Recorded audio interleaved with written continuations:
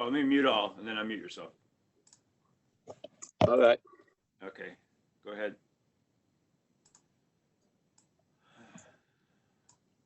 You got me? Yeah. Well, good afternoon, everybody. Paul, seemingly, what's going on?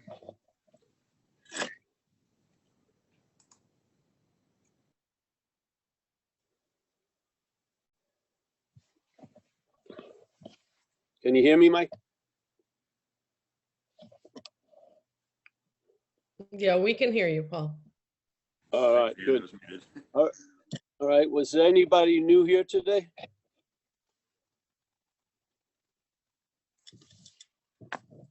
Anybody want to wave their hand? I don't see anybody wave their hand on the first page. All right, well,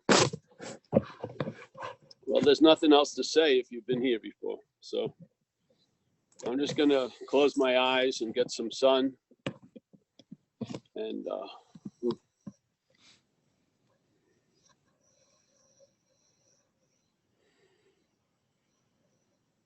any questions, Mike? Oh yeah, we got hands up. Oops. Oh, you can't hear me. Good. There were hands up, maybe saying they were new. Oh, are they? And Emmett still has his hand up, and Alexa has now got her hand up. So I don't know. Does that mean you guys are new? Emmett, Seattle, Alexa, the A. And if you wanted to ask a question, go ahead and unmute yourself. Hey, my name's Lex. I've heard you speak, Paul, on your website and in person, but never in this format. So I have a lot of questions, but I don't want. I don't know how many I can ask. None. Okay. No, one. Well, I don't know. Maybe I'll ask you later when you get going. All right. Anyone else? We can have like categories. Questions now, questions maybe a little while later, questions later. Questions about Raise your hand and get yourself in the right slot, and either we'll talk to you now or we'll get back to you.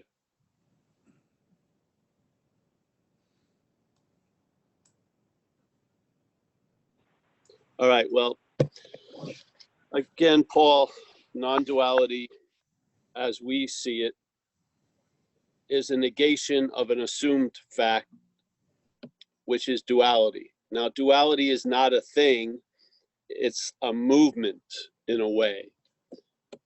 It's a way of seeing, it's a way of thinking, it's a way of perceiving, comparing one with the other. So where we're sitting, it expresses itself as dualism, which is subject-objectness. And sometimes we feel like we're the thing that's being thought about, seeing ourselves as a body, and sometimes we believe we're the thinker, seeing ourselves as a subjective activity. Now, the subjective activity by the mental process is attributed to the object. So there's a confusion. We're living a subjective experience, but we're living it as an object. And this is the basis of the confusion. We're attributing subjectiveness to an object. So the experience or the perception or the recognition of subjectiveness is seeing, hearing, feeling, tasting, touching. How the mental state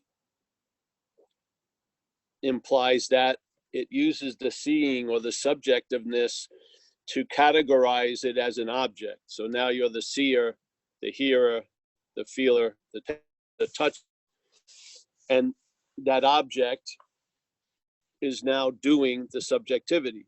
Now, a great master, Hoang Po, came by, and he made a simple statement to sort of question this assumption, which is whatever can be perceived, which are the objects in these squares, let's say, cannot be that which is perceiving.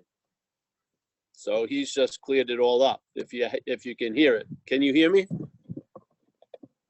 Mike? Can you hear me? Yeah. All right, good. So whatever can be perceived, which are these objects in the squares, cannot be that which is perceiving. So he just disputes the whole basis of the narrative that we're listening to all day. And the dilemma is the listening to is implying the idea of being the listener. And the listener is pictured as a body.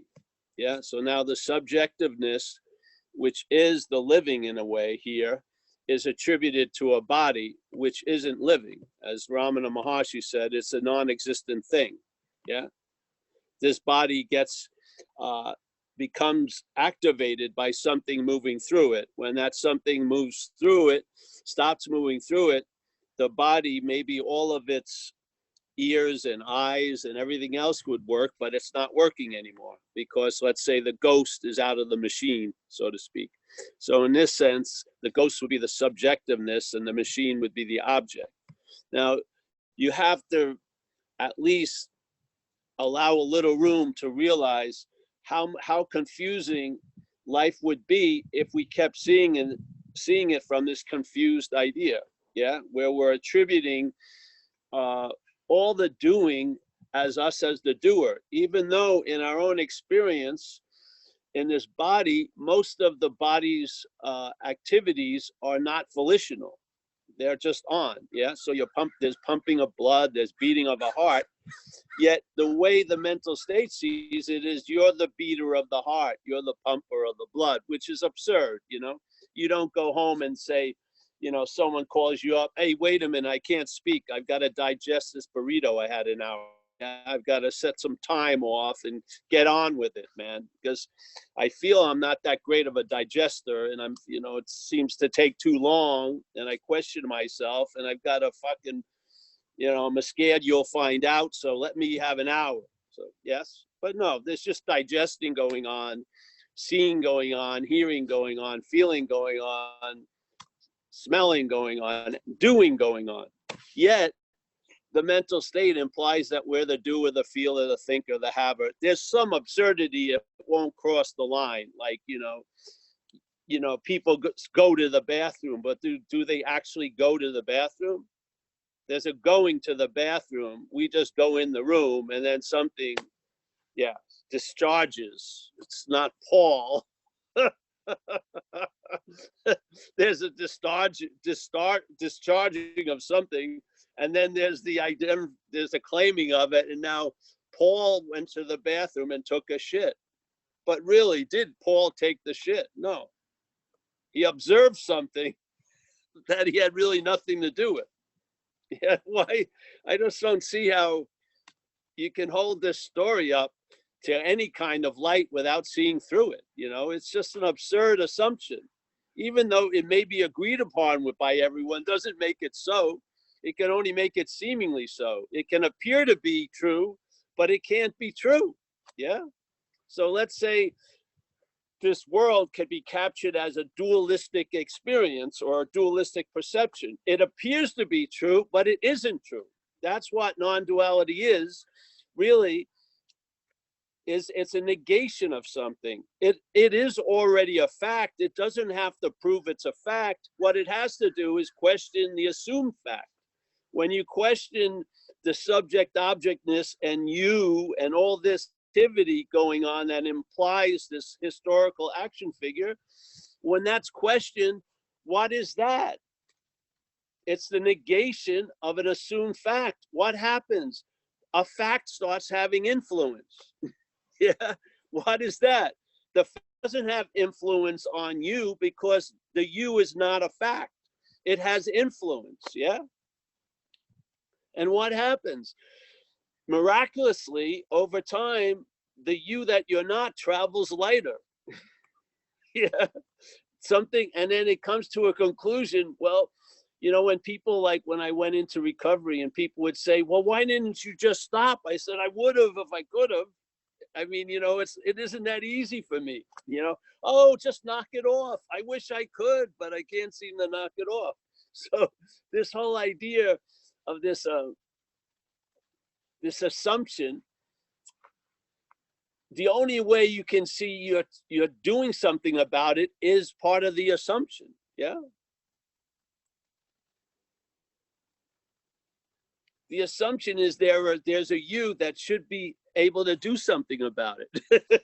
And then that you gets confronted with powerlessness all day, every day, and basically just says fuck it and starts, you know, watching 12 hours of Netflix or fucking smoking a doobie, or I'm gonna have 4 bags of Doritos, or fuck it, you know.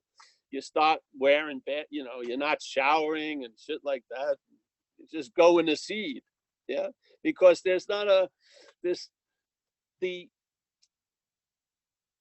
the narrative can't get out of the narrative, you see. This is the dilemma of recovery. People don't see the aspect of self, they see it as Paul. They see another aspect of self as self. And it makes sense to Paul, aka self, to get out of self because it's not working too well. So Paul attempts to get out of self. Now, Paul doesn't succeed. He may succeed for 5 seconds or a minute of a rush, but basically when he comes to, the police are in the room like they always are and shit like that. So he's never successfully getting out of self for that long. Yeah. And it's frustrating. So he tries a drug addiction because you can feel really different very quickly with drugs. If you do a big shot of cocaine, you're going to feel completely different than you did 30 seconds before the shot was taken. Yeah. So that sort of convinces you you've done something sufficient enough to get out of self, let's say. So you get the rush, but what happens is you come down from the rush, and who's waiting for you? You felt like you parachuted out of enemy lines, and then you land on the enemy or as the enemy. So then, all right, let's say that frustrates you to the point where you come to your senses, and then that same drive now uses spirituality. So you start doing practices to become a better Paul, aka self. Yeah. You're going to try to find, give me that pole and I'll put my mind on it like the crazy monkey and run it up and down for 12 hours. And there will be an effect. But what happens is, after the 12 hours of meditation, there's 12 hours and 2 minutes later, and now you're fucked again. So wait a minute. The only condition I can have is by doing a lot of other conditions, and they don't work that long, and then I have to do more of them. So first it's a Saturday sit for like 9 to 4 with a number of breaks, learning to meditate. Then there's the weekend, and then it goes to the week retreat, and then the 10-day, I don't know how they came up with that one, the 10-day retreat. And then all we do is try to add more, go to different places. All right, I'm going to go to the source of Vipassana. It's Burma or Miramar. I'm going to Miramar and taking a retreat for a month. Okay. So what happens? Oh, well, it didn't. Okay, I got to sign up for a 3-month retreat. I'm going to fucking move into a temple. I'm going to do a 2 years, 2 months, 2 days, 2-hour retreat. On and on. All that we cannot come up with is more. You know, I got to do more. We never see the value of doing less. We're usually, no, I've got to do more. It isn't like you start at doing an hour of meditation and then drop down to 10 minutes. It's usually you go to an hour and a half. Yes. It's always like proceeding, progressing, increasing, doing more. Yeah. And then probably, because you also have to purify, eating less, you know, drinking a lot of water, doing enemas. So you're working on everything. And it fails you just as the drug addiction failed you. So what do you do now? I don't know. You know, let's synthesize. Let's do drugs and call it spirituality. All right, that's the new phase. So now people are doing drugs, but are calling it spirituality. Far out. Let's see if it works. You know, I'm sure it will seem to be working, But after a few years, they'll realize, well, that fucking failed. Yeah. So let's sort of, you know, and the thing is, you're trying to convince something to do something it can't be convinced of. Yeah. You're trying to tell self to stop trying to get out of self. It can't. Yeah. If it runs into a wall, that doesn't work. All it does is regroup, get into a different vehicle called spiritual, and then when it doesn't work, then it starts synthesizing. It puts like ancient Kabbalah on fucking tantric yoga and do this and on and bammo. And now you've got this fucking, you know, Frankenstein fucking thing that takes you after a while. So what's one to do? I don't know, maybe nothing. Maybe realize, Jesus, I can't get out of me as me. Would that promote any more movement to get out of you as me? No, probably it wouldn't. If it really caved in on you, you wouldn't be moved to, you know, it wouldn't be a call to arms, so to speak. It would be a disarming moment. The house of cards would collapse and you didn't rush to try to shuffle it as one of the cards, you know, you just, all right. And then you get reconnoitered, reconfigured, and now you're not doing fucking anything, yeah, to improve yourself. You're not deproving yourself, but you're not really working hard at improving yourself, yeah. You've admitted the Toyota, you know, I can put the Rolls Royce emblem on it. I can put the Rolls Royce grill on it, but it's still a Toyota, yeah. So, all right. And it's wonderful to realize it's a Toyota. It is, because it is a Toyota. Yeah. So there's no delusion left. And now through observation over time, you realize, Jesus, I'm traveling lighter as AKA Paul, but it's very clear as Paul that Paul has really nothing to do with the traveling lighter. It's not the cause of it, nor is it the maintenance man for it. It isn't. Yeah. Paul has been put into a sense of sublime irrelevance in a way. Now Paul has new chores to do. Hey, find a better coffee. All right, Paul, not like, you know, let's reach enlightenment by 2022. You know, no, the targets and his goals sort of drop down to a nice level where the level he's on can see them. You know what I mean? He's not being pointed up to fucking a mental idea. It's just, okay, yeah, I want to buy a new pair of pants today. So, all right, I think I can accomplish that.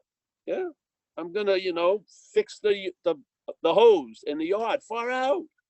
So now it has made up purposes that aren't like, you know, working so I can become the chariot of the gods, you know, just no. And now you're in a relaxed state of awareness.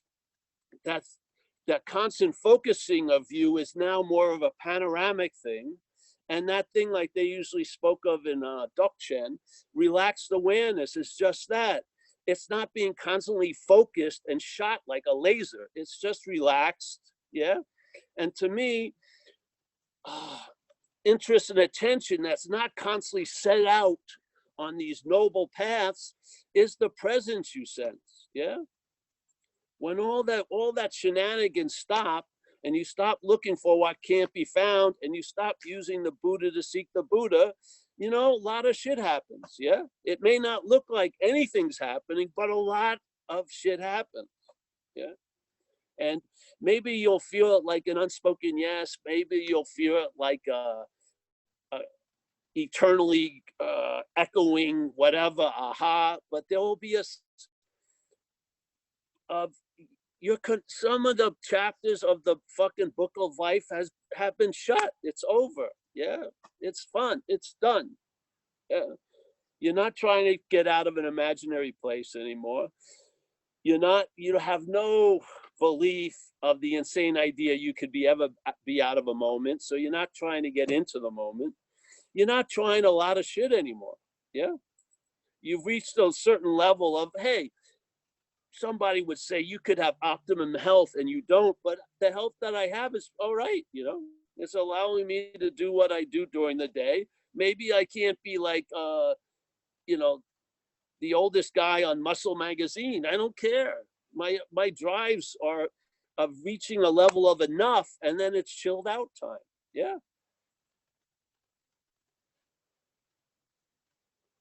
Now, this may not sound like anything, but these are effects of entertaining the possibilities that we hope to introduce to you here. Yeah. Just by seeing or starting to see what you're not, your real influence becomes obvious. Yeah, it's beautiful. Yeah, and you are exactly what they were saying. You know, you are what you've been looking for, really. Yeah, not as an object. Yeah, but as the seeing, as that which is looking and feeling and tasting and touching and smelling. And that which is looking and tasting and smelling can only be sensed by looking, tasting, and smelling. You can't see what's seeing. You can't hear what's hearing. You can't feel what's feeling. You can't experience what's experiencing. You can't. Yeah. We think it's us. We're not experiencing fucking anything. Something's experiencing through us. Yeah. So this message, which, and I heard many, you know, I heard many messages, like when I was a cocaine addict, you know, where the best coke was, who had the best coke, who were the great lineage holders of cocaine dealers, you know, fucking, it was like a worshiping. It had its own little hierarchy. We had a hierarchy, man. Once you started shooting coke, you never snorted it again. It was too low for you. You know, it was fucking, no. Why would I waste that? Yeah, it was the same shit that we do with spirituality. Yeah. So,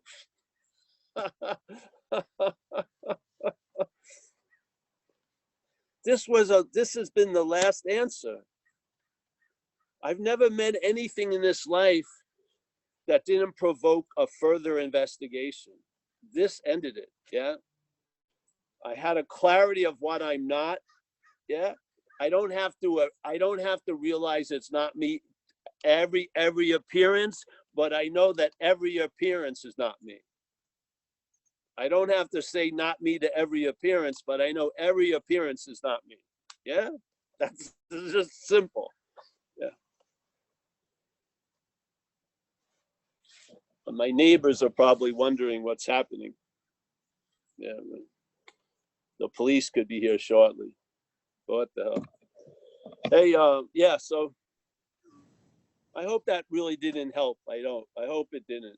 I hope you've reached a point where to be helped is not necessary anymore concerning this. Yeah. You don't have to be helped to be what you are. You are it. Yeah.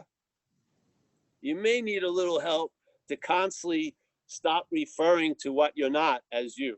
Yeah. Maybe you need to recognize that the mental state, the narrative that's going on, the perceptions, the memories of all the experiences have a bias presentation.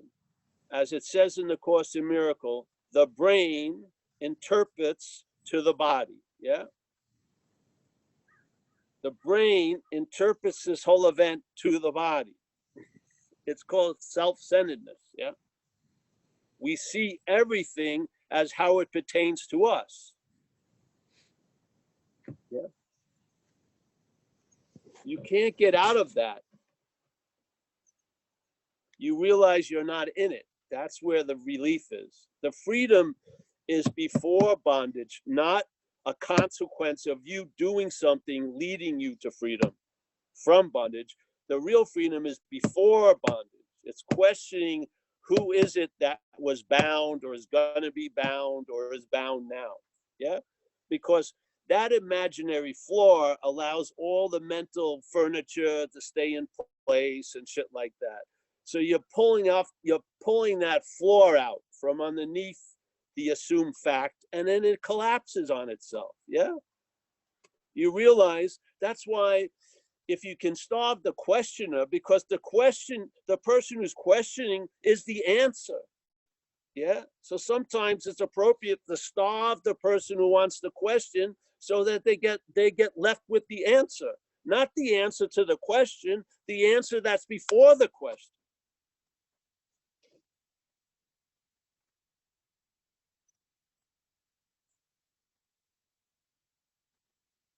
All right. Open the Krakens. Okay, and Nick by text said he would go. He would go if there were no others. I said there were no others, and he laughed. I thought that was funny. There's no others.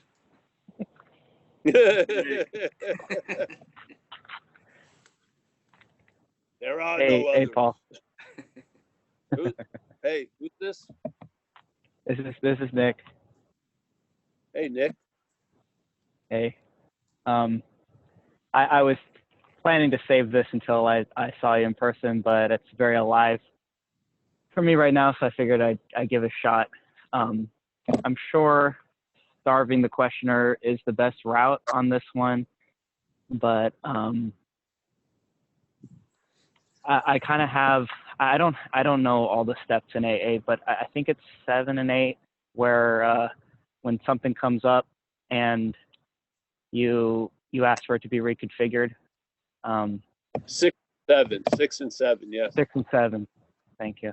Yeah. So something's been coming up, and I've been, the message has been a huge part of my life for I think almost 3 years now, and all the impossible. Longer than It's longer than that. Yeah, exactly. No time. But in the action figures little story event here, and a lot of things that felt impossible to bear and unsurvivable. It slowly over time, the message kind of did its work on that, and Nick begrudgingly had to admit that he was traveling lighter and lighter, and insurmountable mountains were not chopped down, but seemed to be imaginary. And there's a new mountain, and there's a funny thing going on of whenever the new problem comes up, part of the juice of it, part of its description is this one's different, this one's unique. Yeah, you're able to handle all the other ones, but this one's special. You're the only one in the universe facing it, and yes. Yeah. So I feel lucky often because I hear you sharing with people, and it really resonates to me. When somebody's feeling depressed or in a low spot, you say, find a purpose. Go adopt a dog, go start a garden, go serve at a soup kitchen. And that really resonates with me. I've seen that in my life and my people that I'm close to, that getting out of yourself can be a great strategy, to create traveling lighter. I feels like I'm on the opposite end of the spectrum, that I have too much purpose. I got a lot of other lives counting on me holding it together. 5 kids and family and loved ones close to me. And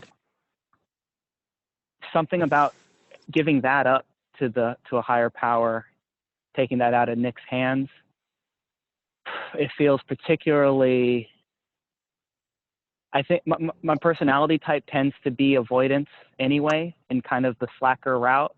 And I don't know if that's a cop-out. And that's kind of why I was getting back to the 6 and 7 step, is I want to present this to the group, kind of expose myself, call myself on my own bullshit, that I think for a long time I go, well, it's out of my hands. So since it's out of my hands, there's nothing to really do about it. But I know that that's a cop-out. And the heaviness of it is like, people are going to get hurt no matter what, if I'm true to one, then the others are hurt. If I'm true to the others are hurt. And so it leaves me in this paralyzing spot. So I know there's no answer, but I just, the answer was in sharing that. So thank you. Thank you, Nick. There'll be an answer, don't worry, if you're open to it. Yeah. Yeah, just ask yourself your role in things. So the people that are in your life have their own higher power in a sense, yes? As we say in recovery. Yeah. But if you want to just call me later and talk about it, probably be better than now. Thank you, man.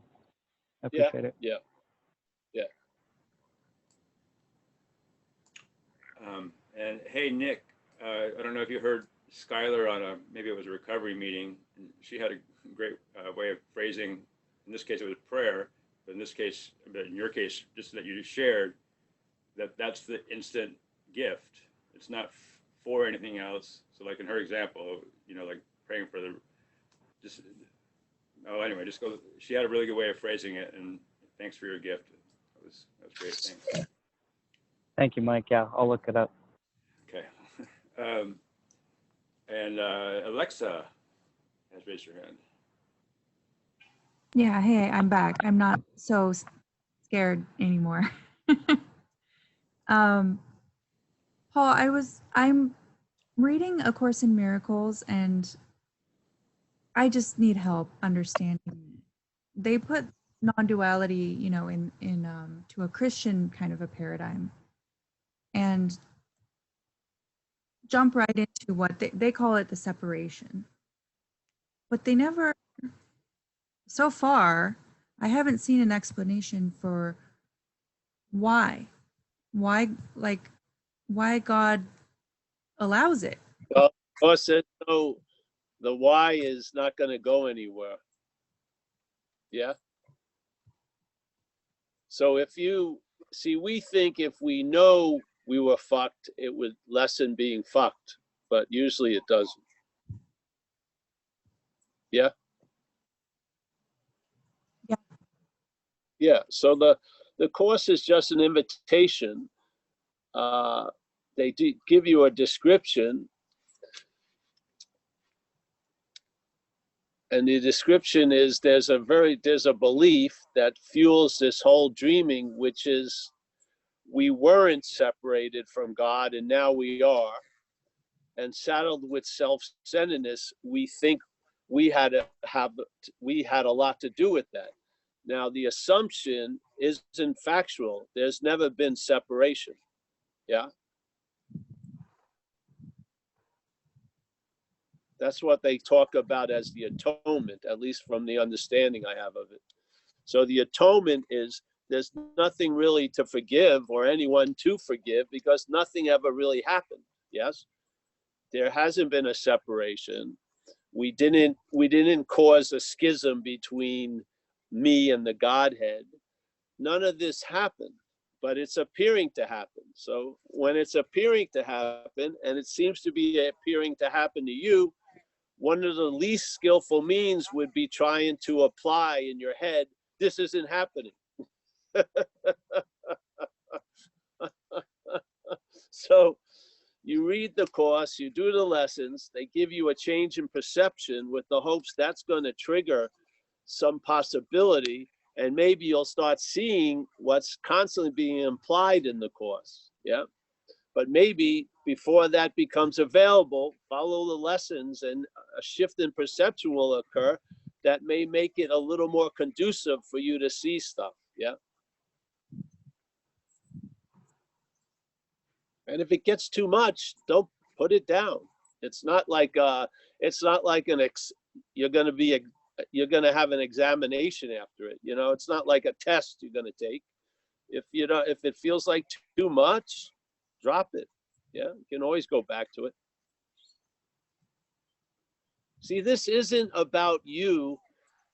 The Course speaks about it a lot, which is this isn't about sacrifice. Yeah, this isn't about you becoming a great martyr and going through not a dark night of the soul, but like a 365 dark nights of the soul. You know, this is the glorification of what you're not. Yeah, there's no sacrifice. All the requirements we're entertaining are on our side. They're not on the side of what we are. What we are is always available at all times, right where we are, with no requirement necessary, except the ones we make up and believe. Yeah. We used to have the example with the heaven's door. And so Paul hears about the address where heaven's door is, goes there, wants to get into heaven, so knocks on the door swings open, and there's God, like he was right there. And then Paul asks God, can I come in? And God looks right at Paul and says, Paul can't come in. So Paul gets a little dejected, walks away, thinks like he has to do more. I have to practice more. I have to become worthy, not of God, but really of Paul. Yeah. So then he works really hard to make it a better Paul and convince himself what he really believes is I'm a fuck up, but now by doing good, I'm going to negate that. It's just all God play. So then he has a nice resume and he walks up to the door. He's already got loose fitting clothes on. He's ready just to move right into heaven. Yeah. Got a good loving gaze and monotone, loves pauses when he speaks. So he knocks on the door. Immediately the door opens and there's God once again. Like he's just been there the whole time. So he looks at God and he starts shuffling in. He says, God, as sort of like a formality, God, can I come in? And God goes, Paul can't come in. So it stops Paul in his tracks. Paul fucking, walks away really pissed. Fuck you, God. He starts partying, gets loaded, slips on these rocks, falls into a river, washes up right on the shore next to God's door. When he brings up his head out of the water, something happens. He walks up to heaven's door, knocks on it. The door swings immediately open. There's God again. He goes, God, can I come in? And then God says what he's always said, Paul can't come in. And then I walk right in because there was a realization that I'm not fucking Paul. Yeah. God wasn't saying personally, you, Paul, can't come in. He was saying very impersonally, any false identification can't come in. That's it. So as soon as Paul saw he wasn't Paul, that thing he felt was being kept from him and he was deprived of was basically on his own. The door was always open. He could have walked in at any fucking time. Yeah. If you don't like that story, look at the story of the prodigal son. Prodigal son has it pretty good, gets bored or whatever, starts partying, fucks up, spends all of his father's money, washes up in a pigsty, and he's fighting with pigs to get the corn cob. And he's had this moment many times, but he just couldn't believe what he had done, and no one would ever forgive him. So he always kept extending his stay on the bottom based on his head playing God with him. And then finally it collapsed and he just said, enough is enough. And then suddenly there's not even a story of how he left the sty to get back to his father's house. He's on a road, right? His father comes right up to him, says, hey, son, gives him a big hug, puts a ring on him, gives him some clothes, says, we're having a big feast.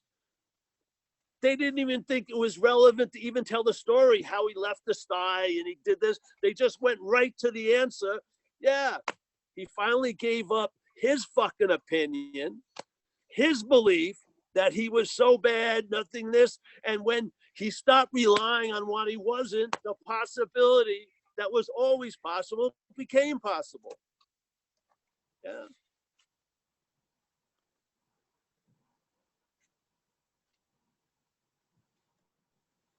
What does that tell us? We're playing by something else's rules. That there's something that's playing God about what we call God. There's something that's doing it. And we're not, and every time we run into it, we call it me. It's not. Yeah. You can lose interest in what you're not. And I'm telling you, this idealized narrative that's constantly chirping and assuming or implying or insinuating, and then rolls out the old memories picturing you as a body, and then has you worrying all day about you as a body in the future. This is something playing God. Yeah. And it's using our godlike juice to do it. Yeah. See what you're not. And that's this, the seeing of what you're not is what you are. Yeah.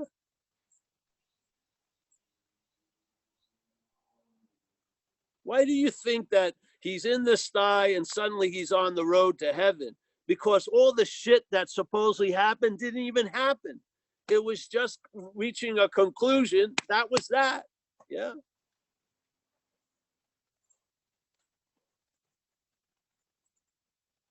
This is what non-duality is a negation of. It's negating this narrative of being the one who's hearing the narrative about the one who's hearing the narrative. You know, it's just it's a loop of self-importance. Object, subject, object, subject, subject, object, subject, object. We're not of that. Yeah. It doesn't need 800 pages. It states it as a fact. You're not of that. Yeah. So how are you going to arrive at where you already are? How? How are you going to, in this dreaming, how are you going to get a sense or a hit of what you are? By seeing what you're not. That's how you get the hit.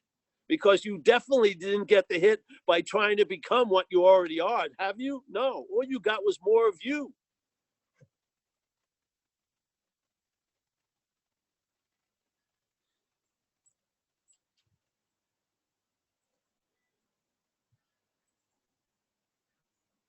All right.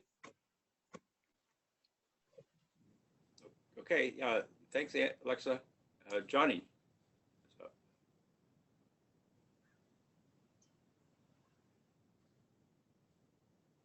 Yeah. Hello, can you hear me? A little bit low. How about now? Is that okay? Yes. Yes. Hello, Paul. I mainly just wanted to say hello and thank you. I've been listening to your talks and stuff for about 5 or 6 years now, and yeah, I wanted to meet you in person, like someone else mentioned, but that seems trickier at the moment.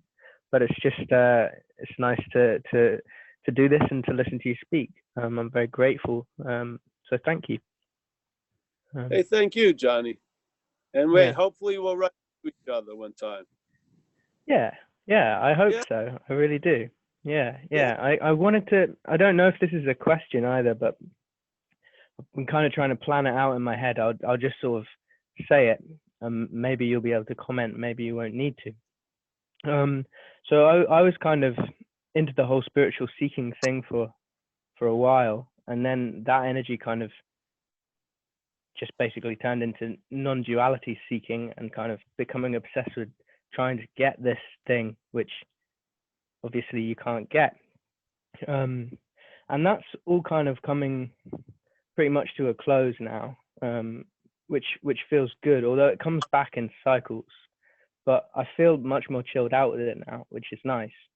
But I find that there are these things I've always loved doing, creative things like writing stories and playing the guitar, stuff like that. And what happened, I think, over time was that those things got hijacked by the sense of separate self. They kind of became ways of self-improving or deriving a sense of worth. And so they almost kind of corrupted these quite pure, beautiful expressions, and things were kind of a bit corrupted by that. And now that I come back to them, I find I'm pretty much okay most of the time. But when I try to engage with these things, which I don't want to throw out, you know, that old programming comes back in, and it's like it's kind of it's like a killjoy, you know, because it's kind of making it about something more than it is, just a pure expression of joy or whatever. And yeah, I guess that's where I'm at, and so I thought I'd share it and see if you had anything to say. Yeah, that thing is still a pure expression of joy. You just have a narrative override on it. Just see you're not that narrative, and what you're drawn to do. Mm. Yeah, you're not the doer of it. It wants to express through you. Who are you to say no to that? Sure, and I like that idea, and I guess what's frustrating is when I do have that narrative overlay, it interferes with that process and kind of stifles the expression. So there's self-doubt, the thinking, and then it almost becomes something that I think, oh, this isn't fun anymore. You know, it's too serious, and it's Yeah. too sticky almost. It almost makes me want to leave it aside because it's not worth Yeah. it. It brings all of that stuff back up. It's not going to continue to be able to do that. That's nice to be that's nice to hear. You're gonna wear it out, bro. You're Mm. always here. That isn't. Yeah. Yeah. Cool. I'm telling you, you're gonna win it. You not, but there's gonna be a winning out, because what you are outshines what you're not. It's just that fucking simple. So you've had, something is working with you or through you. Well, keep allowing it to do that. Yeah. Sure. Yeah. Yeah. Thank you. Yeah. Thanks, Johnny.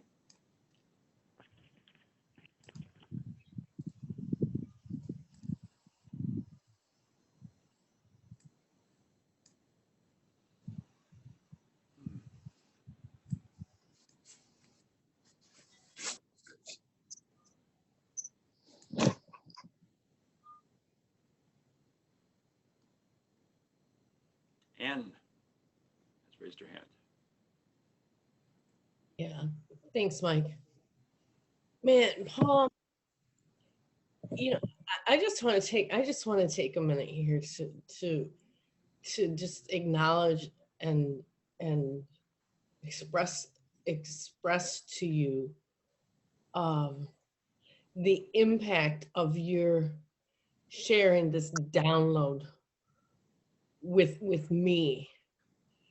I don't remember when I first landed on one of your groups. It was sometime in the summer, but my entire existence has been transformed, right? That I was able to see what I'd read, what I knew, but the way that you just kind of just hit me like a fire hose allows it to sink in. And I don't have words for it. I don't have that, because it's indescribable. But I can tell you I'm traveling lighter, I'm traveling lighter, I'm traveling lighter. And then all of a sudden one day it was like, boom, right? And everything seems like it's happening to somebody else. And this crazy, these monkeys jumping around in my head that I had for decades of my life identified as me, as Anne. I'm able to see them, and for a time they got to where they were entertainment, right? I could see it. I could laugh at it. Yeah. And now it just seems like it's happening to somebody else. It's not real. It's not, it's just there. There's no need to say, oh, that's what it is. Oh, that's that voice again. It just doesn't impact me. I don't know. I hope that explains it. But man, Paul, I love you, man, and I'm so thankful that you take this and offer it so freely. Yeah, and I gotta say that just your being just you, your radical kindness, and the peace and the joy, the bliss that flows through you is an absolute treasure. And so thank you. I think we should end the meeting on that. Oh, you gotta wait till I stop crying. Yeah, yeah.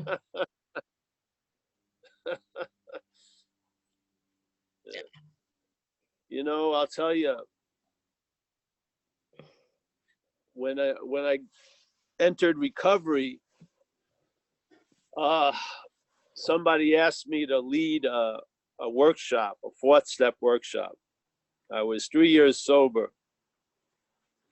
My mind had been freed from that bondage of self to a level where I was able to entertain. I was ideas, yeah, and I was really stoked by all that, and I was being introduced to ideas like non-duality, and so I had this commitment, and I would go to this meeting, and at first it was sort of like a study hall. I just walked around everyone and see if they were writing, because they were supposed to be doing an inventory. But as I was doing this commitment, I was also getting a lot of other stuff happening.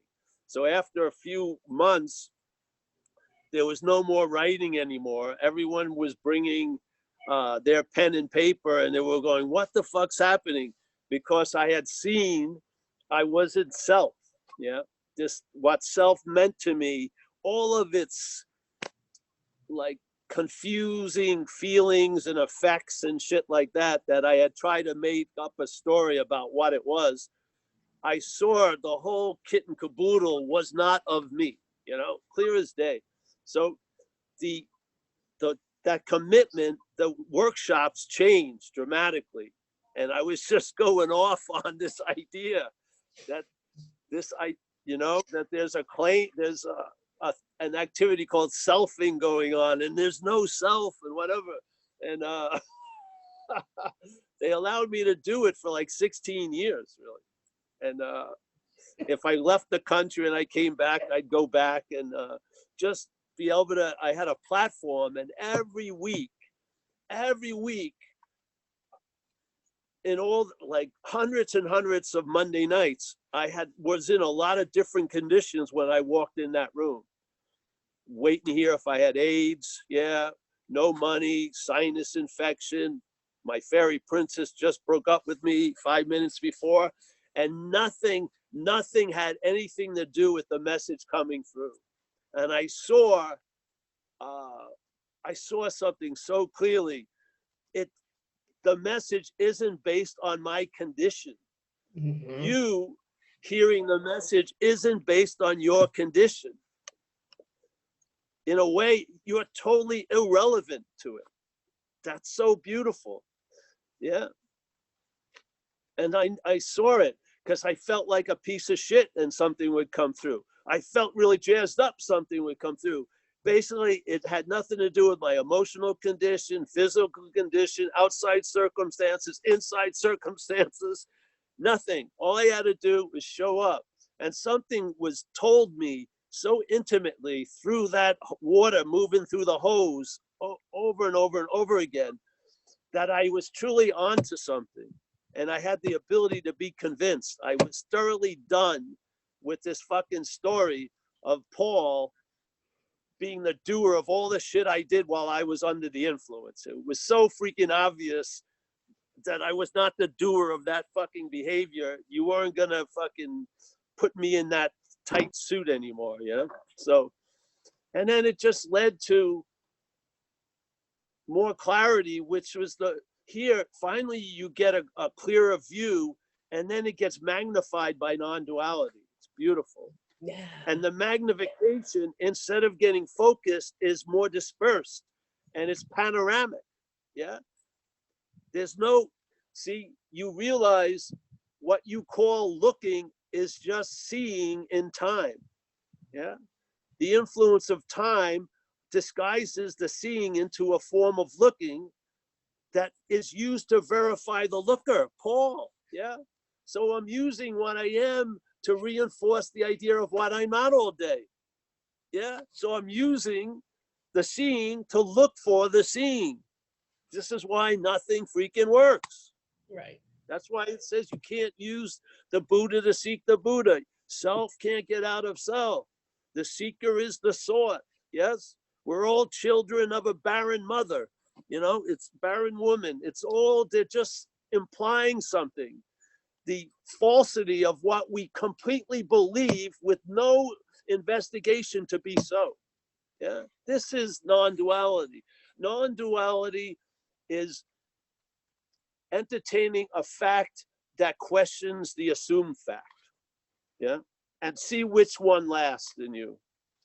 Yeah, when you have them, when they're both presented, you'll see something. Yeah, when everything is presented only to the one thing, you're fucking blind.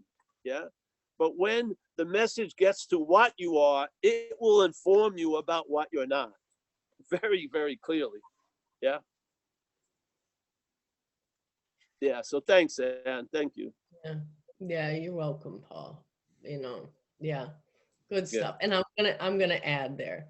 One day here you said, you came in and you said, so who here's been cheating on me?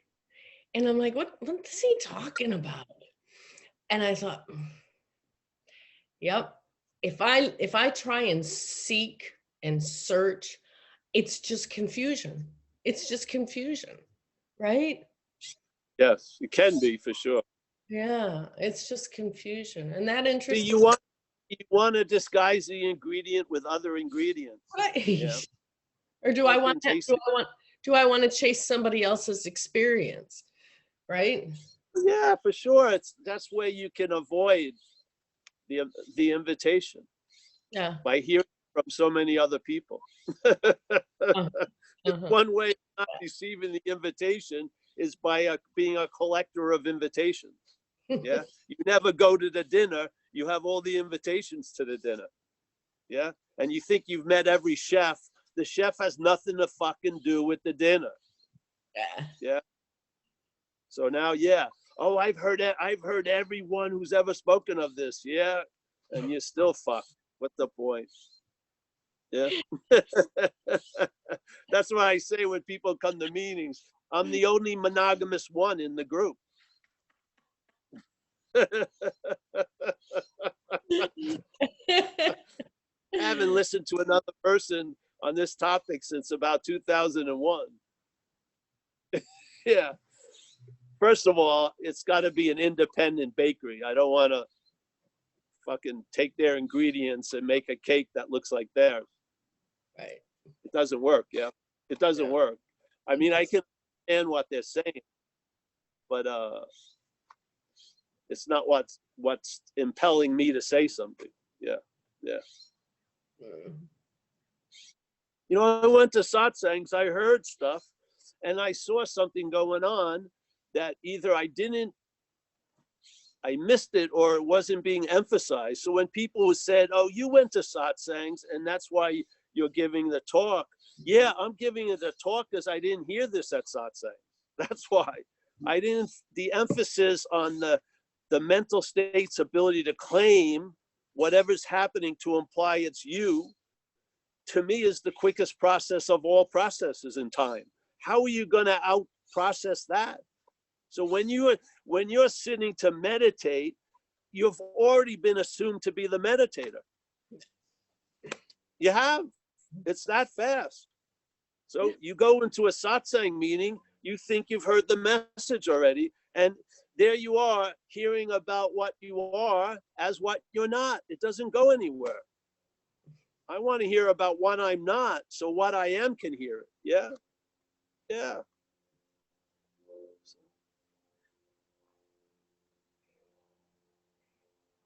All right, thanks. Let's go. Another. Thank you, Ann. No other hands up.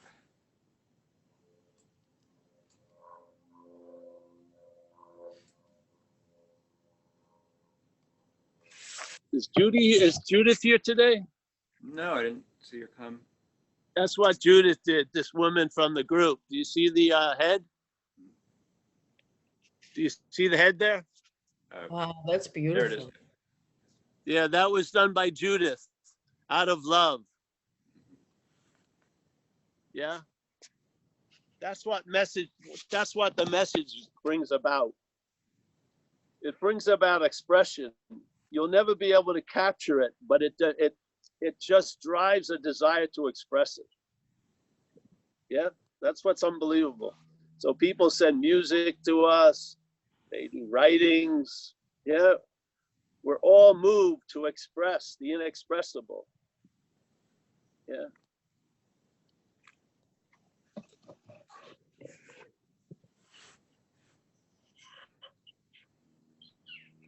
It's getting cold. I got to keep wearing jacket. I'm out of the sun now. So, All right. Skylar has her. Anyone else? Skylar. Oh, hi, Paul.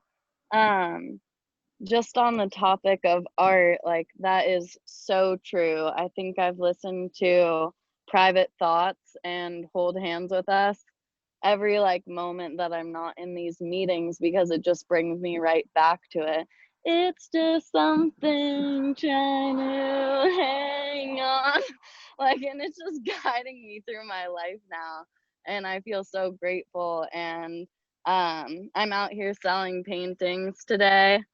And I've given a bunch away for free because like I'm just like what goes around comes around. And then Mike actually chatted me that, and then like someone came by and they gave me like $120 from like buying a small one. I was like, whoa, okay, this really is like the truth. And so I hope you come to California soon so we can meet in person. And I'd love to send you a painting, but like, yeah, just saying hi and spreading the love. I'm in California already. I'm in Northern California. I don't think she can hear me. You're muted again, Skylar. How did you know that I couldn't hear you? That's crazy. Yes, I was saying I'm in California. Oh, you are? I'm probably about a block away from your art display. That's amazing. I'm a little farther than that. Yeah. Where are you from, Scott? Well, I was born in LA,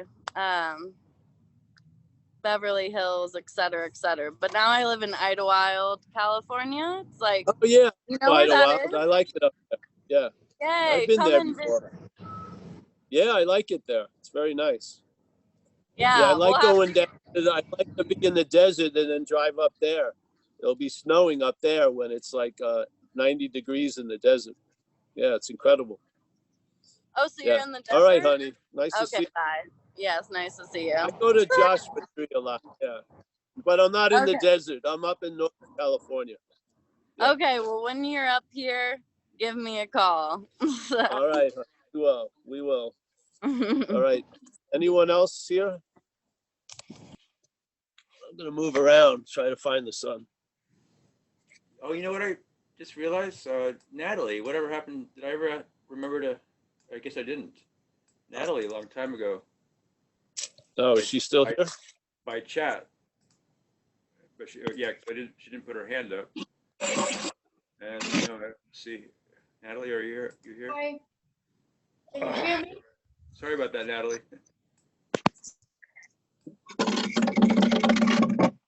Can you still see me?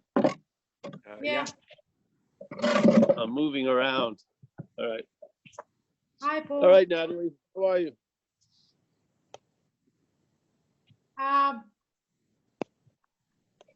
I want to share something and I need your advice.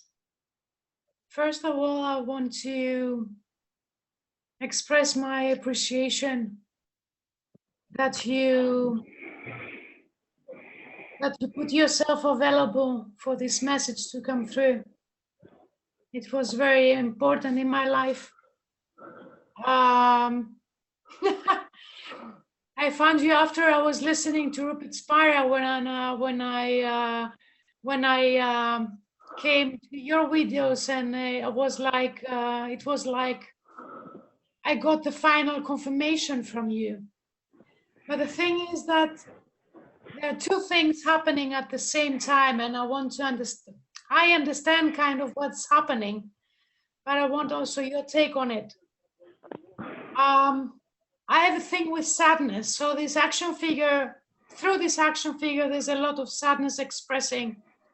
Also because of my experience as a child, as a growing up in my family, where both my parents were extremely self-centered and very negatively, had a very negative view on the world and what they're supposed to be doing. So everything was expressed on us, the children. And so I grew up watching all the surfing going on, and how the surfing creates this kind of unhappiness in your life, or this confusion, or this, yeah, we know that. Anyway, there is the observing of this, something triggers this sadness, and then the crying starts, and then the observer comes and says, you're not that. But is the observer in this case taking the place of the policeman? Because I think Well, usually the observing doesn't say anything. What? Here comes a dog now. The observing doesn't say anything. Yeah, it doesn't. It can communicate through language, but it doesn't usually. Let's say here's a crazy character. This dog they found. So yeah. So I would say there's always observing. Yeah. And then the mental state will claim it and say it's the observer. Yeah. And then it will say, I'm not that, as I'm not that. So yeah, yes. but when I say that, it doesn't work. No, of course So not. that the observer Well, is also. it works obviously, but not the way you were hoping it. It reinforces what you're not. It doesn't negate it. Yeah. Yes. So on its level, it's working great.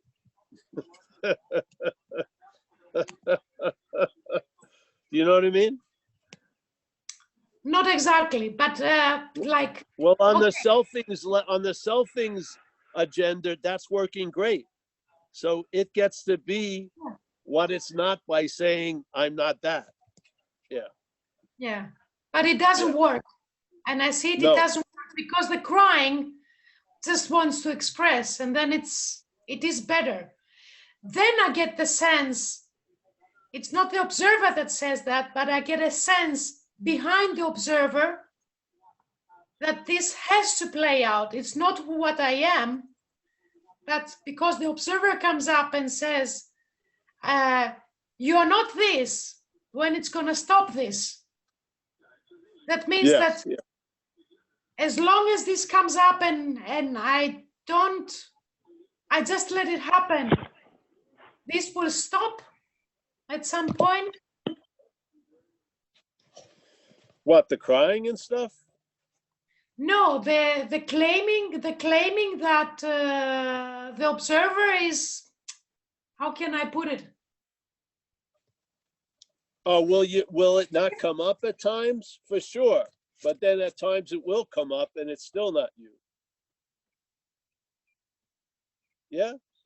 Yeah, because the observer because the observer comes up and it's like it's trying to punish me and tell me, you know, you're listening to non-duality for so many hours, you know, you should do better. It's like he's becoming again like the judge.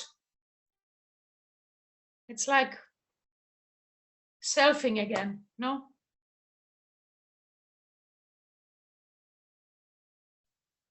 You're frozen. Yeah, Paul.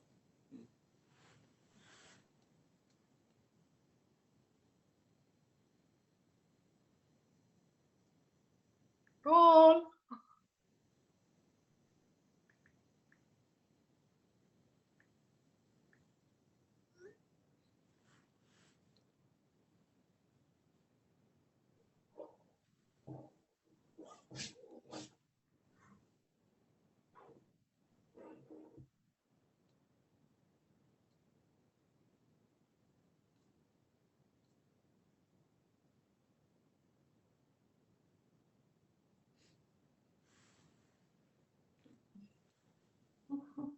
Hassan.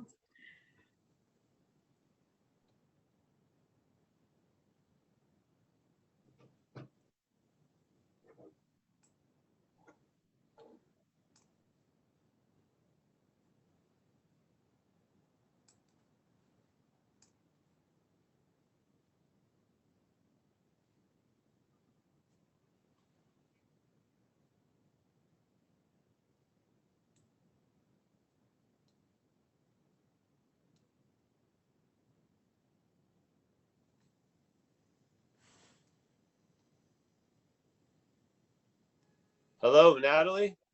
Yeah, All right, yeah. you're back So again. yes, the mental state claims the observing, says it's the observer, and then puts its spin on what it's observing. Well, let's say they're observing and it puts the spin on. Yeah. Yeah, I get that. You know what I mean? You describe the spin. You for 13 hours listening to non-duality. That's not coming from that which is observing. That's coming from the idea of an observer. Yeah. Yeah. Is this Yeah. going to So stop? you see it. It's going to stop at times, but it's probably not going to. It's not going to stop forever. No, because it's mechanical. Yeah. While they're seeing, there's going to be something. There's going to be a claiming of that by the mental state. Yeah, and it's going to imply to be the seer. Yeah, and when it implies to be the seer, in a sense, the seeing is forgotten right there and then. And now the form of looking occurs, and you should have been looking in another way, or you're looking too much, and on and on and on and on. You just recognize it. Yeah, and then you lose interest in it coming or going, and then there's less coming of it. Yeah. There's nothing to vanquish. There's nothing going on. Yeah, it's an activity. It can have an effect or it may not have an effect. That's pretty much based on the audience it's playing to. Yeah. So if you've seen through it, it has less influence. If you're taking yourself to be it, it has a huge amount of influence. Yeah. The influence isn't based on it, it's based on us. Yeah. Yeah. So sorry it's dark now, but I had to leave the outside. And the sadness is great. The body has been a storage unit for a lot of shit that's sort of frozen. And now you get, when the files are open, they're animated, and then there's crying and there's this and that. And that's how that's how they disperse. And then there's the energy there. Yeah. Right now it's all like frozen fucking things with no circulation. It's like a giant storage unit that's dead. Well, life is reclaiming itself. And so those files are being opened. The shit can come up, have its 5 minutes on the stage and pass away. Yeah.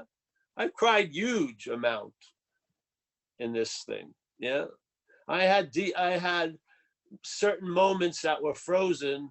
I remember I was finally leaving the hospital after I got run over. I was gonna now, my sister had made a room up with a hospital bed at her house, and I was gonna be able to stay there and then go back to the hospital a lot of times during the week, but I wasn't gonna be in the hospital anymore. And so they were putting me in the car, and this hospital had a big foyer, a big opening where the reception and everything was. and there was all windows, and I could look through it when I was outside, and I saw all these people moving around, and then there was a gurney or a stretcher with a man who was older, yeah, than me, and his head was lolling over the stretcher, and me and his eyes connected, and I felt something unfucking believable. No one was paying any attention to him. It was just like a lost soul on the of a ocean of indifference, so to speak. And it had such a huge impact on me. Yeah. Maybe that had to get muffled and filed away, but it came back, and it was done, and it was felt, and it was acknowledged, and it was fucking powerful. Yeah. So this happens a lot. When we've lived a life of being frozen and disassociated, part of returning to a livingness of life is all those files come under review and shit gets let out. Yeah, because your way of living was formulated by self. It's a failed system. Its way of dealing with shit is not dealing with it. Yeah. Putting it away, putting it in a box, close that box, don't go there, da da da. And trying to avoid anything that reminds you of it. It just occupies more and more of you, and all the space it occupies is like a dead space. Yeah. Well, life comes in and says it reclaims itself from us. Yeah. Yeah. But it's so magical that I can see also the traveling lighter in this kind of department in my life, that the crying is coming, and it's like I see, there's a saying that the head is trying to find a reason, but why are you crying? It's like, Yeah, don't worry about that. Yeah, the head is just.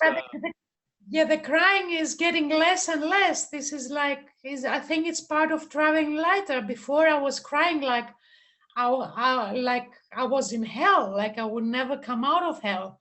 And I'm crying it's getting less and less in time.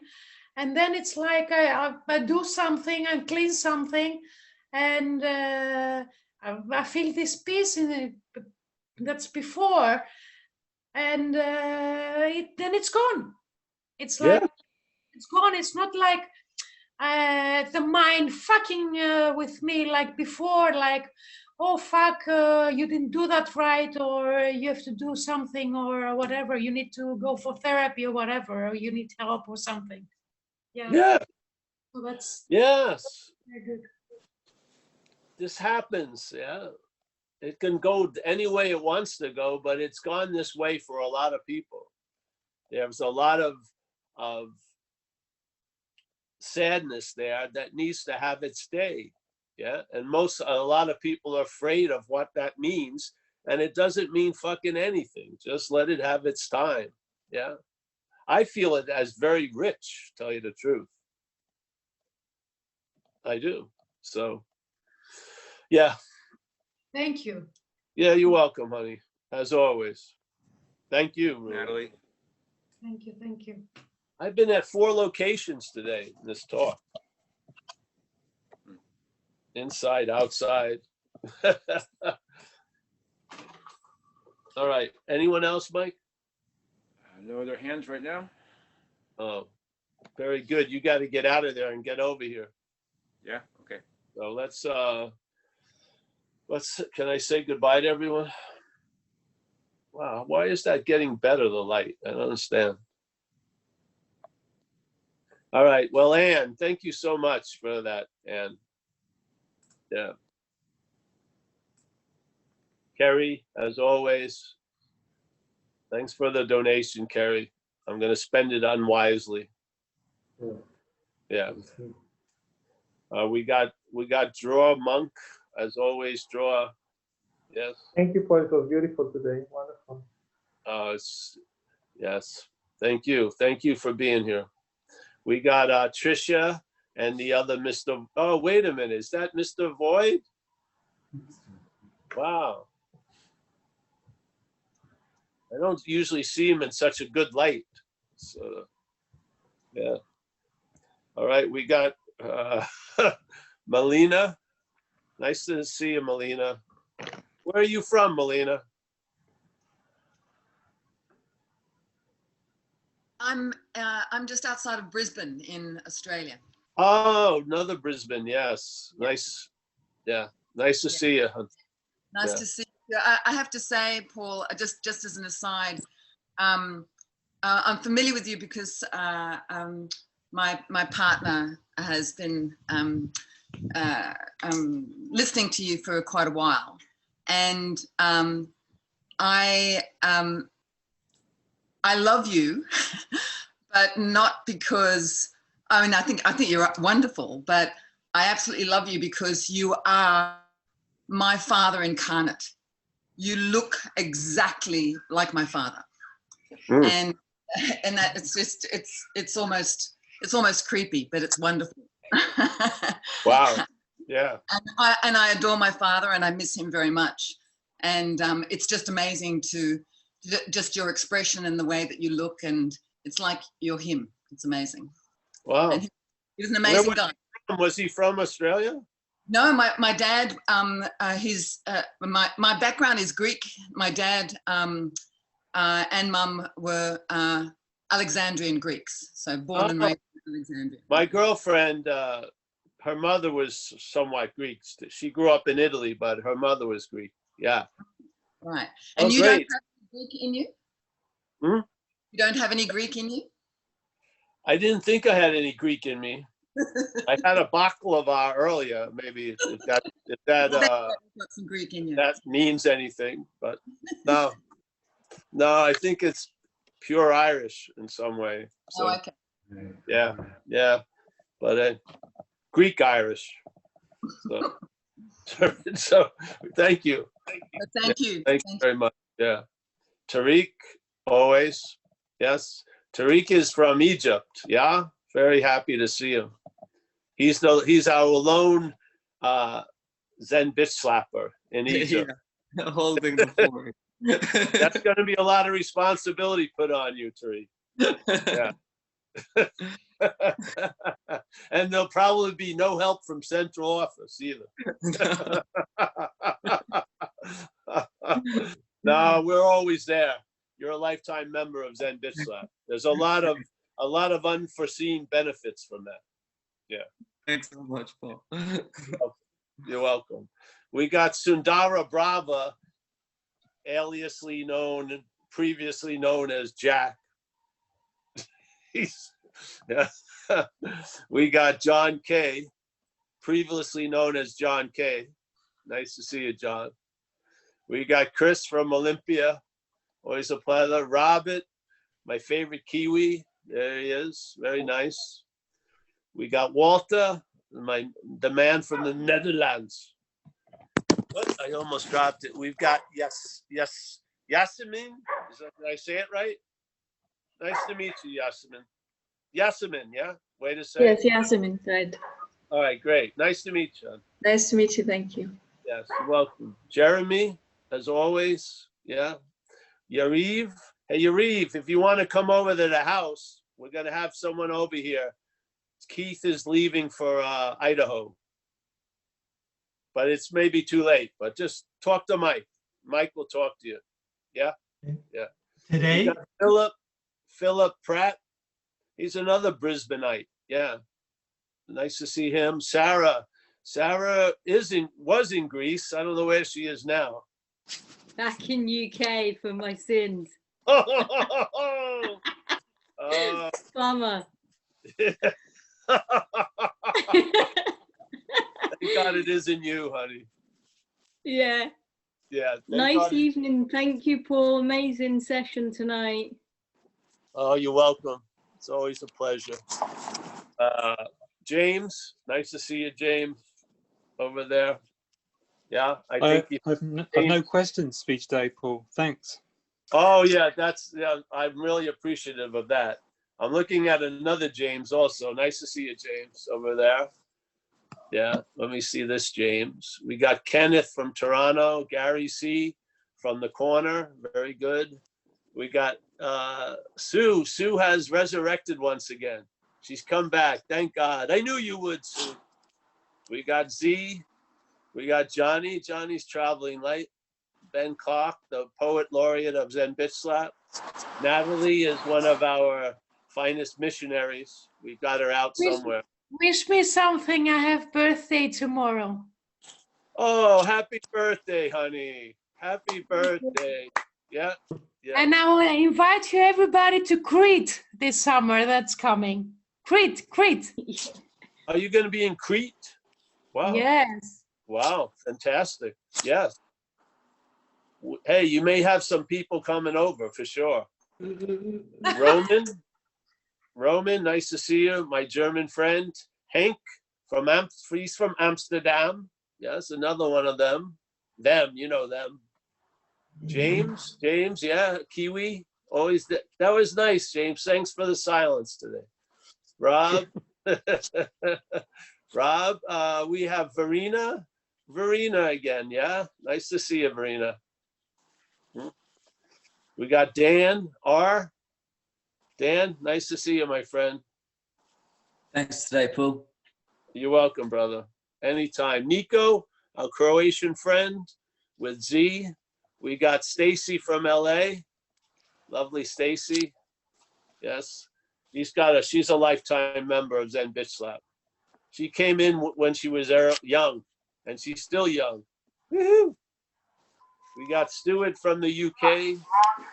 We got Mike C. I'm grateful for the message, Paul. Cheers. Oh, you're welcome. Thank you, Stuart. Glenda O'Driscoll.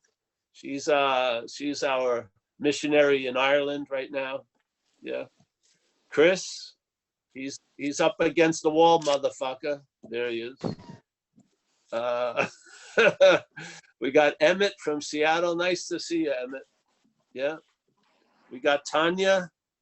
Oh, we talked with Tanya the other day, the lady that works in the rehab. Nice to see you, Tanya. Yeah. Just let it continue on and on. Yes, yes. More gets revealed. Matthew, as always. I've had many, oh, wait a minute. Robert Helmer's here too. Shit. Blast from the past. Raven from British Columbia. We got Dale O. Nice to see you, Dale. She gives me, yes. We got Rob Helma. He used to run the Inner Garden in Toronto where I used to do the talks. Alan, they kicked him out. Yeah. Alan, nice to see you, Alan. Joseph, again, nice to see you. Norman. Oh, there's Amelia, my favorite Italian. There's Nina. There she is. Thank you, Nina, for everything. Traveling well today? Good, good.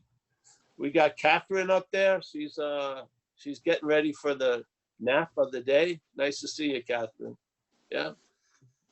Norman, as always, somewhere in Germany. Yes. Robert, I'm happy you're doing well. Thanks for dropping in today. If there's anyone that needs it, is you in this realm of squares. We got Noor. Noor made a guest appearance. We got the iPhone Zoom. Yeah. We got Alexa. Alexa, nice to see you, Alexa. Skyla, hopefully she's selling art. And she's a piece of art herself, to tell you the truth. Love you. Yes. We got Malcolm, as always. Rob, Hearn, Julie, Emmanuel from Spain, Lorraine and Mark, Johannes from Germany, Sega Shukla, I don't know who that is. Yeah, some more anonymous folks. Hey, thank you so much for coming. Paul, Yep. I'm going to ask Dror. Dror, do you still have your daughter's picture? Oh, yes. Yes, so my daughter painted everyone here very accurately, so I'll try to show it to you. Do you see it? Hold on. All the squares. Oh, I see it. Yeah, yeah. Yeah, I mean, I'm not sure which one is Paul, but anyway, yeah. I'm not sure which one is Paul either, so don't worry. Hey, I wanted to tell you guys too, in February 20th and 21st, we're going to do something. I'm going to try it, see if I like it or not. it's put out by another group. I'm going to do 2 days of talks, like 3 talks a day, and a lot of questioning. By the time the 6th talk, they'll be like, we're going to swap recipes for banana muffins and shit. Well, I've run out of what to say, but yeah, we're going to do this. It's $100, I think. I get some of the money, they get some of it. It's done by a group that I did a talk with, Nothing Conference. And so if you're interested, it's on the website. And there's a link that will take you to their site, their registration, because we have nothing to do with the registration of it. Yeah. So, yeah, and I'll see everyone, I hope, soon. And I'll try to be the best father I never was for Melina. I'll do my best. And thank God I have nothing to do with this, so I can have all to do with it, because I have nothing to do with it. Yeah, that's what's so cool. All right, guys, thanks so much. I'll Thanks, see Paul. you soon. Thank you. Thanks, Paul. Thank you. Hello.